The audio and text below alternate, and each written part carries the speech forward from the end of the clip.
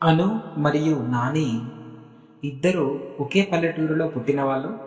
చిన్ననాటి నుండి ఒకే పాఠశాలలో చదివారు.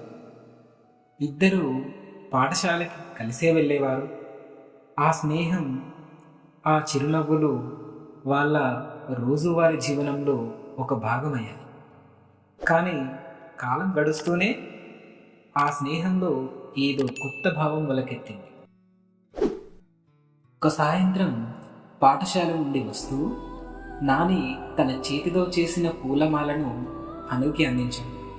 ఆ క్షణం వాళ్ళ కళ్ళల్లో ఒక కొత్త వెలుగు కనిపించింది. నాని గుండె మాత్రం స్పష్టంగా చెప్తుంది, ఇది స్నేహం కాదు, ఇది ఇంకేదో అందమైన అనుభూతి అని. ఆ రోజు తర్వాత నాని మరియు అను తరచుగా ఊరి చెరువుగట్టు దగ్గర కలిసేవారు.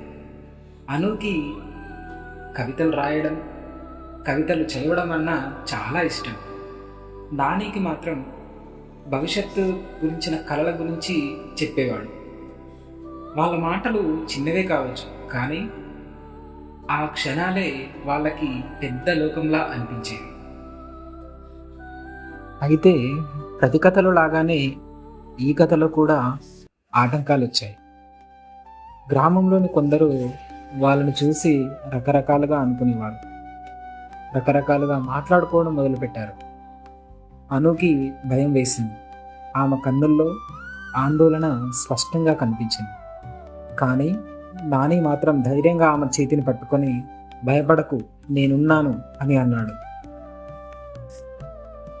వర్షం పడుతున్న సాయంత్రం వేళ నాని తన మనసులో దాచుకున్న మాటలు చెప్పాలని అను దగ్గరికి వెళ్ళాడు. అను, నేను నిన్ను జీవితాంతం ఇలాగే నవ్వుతూ చూడాలని కోరుకుంటున్నా, నాకు అన్నీ నువ్వే అని అన్నాడు. ఆ మాట వినగానే అను కళ్ళల్లో నీళ్లు తిరిగాయి. కానీ ఆ పెదవులపై చిరునవ్వు మాత్రం వికసించింది. ఆ క్షణం వాళ్ళ మౌనమే వేల మాటలు అన్నట్టుగా ఉంది. ఇక వర్షం కురుస్తూనే ఉంది. ఆకాశం మబ్బులతో నిండిపోయింది. కానీ అను నాని మనసుల్లో మాత్రం ఒక కొత్త ఉదయం వెలిసింది. ఒక గొడుగు కింద ఇద్దరు చేతులు పట్టుకొని నడుస్తున్నారు. వర్షపు చినుకులు కురుస్తూనే ఉన్నాయి. కానీ ఆ క్షణం మాత్రం వారికి శాశ్వతమైపోయింది. ఇలా మొదలైంది ఆ పల్లెటూరు ప్రేమ కథ.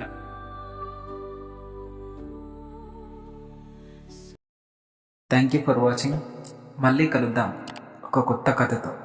వీడియో నచ్చితే లైక్ చేయండి, షేర్ చేయండి, సబ్స్క్రైబ్ చేయండి.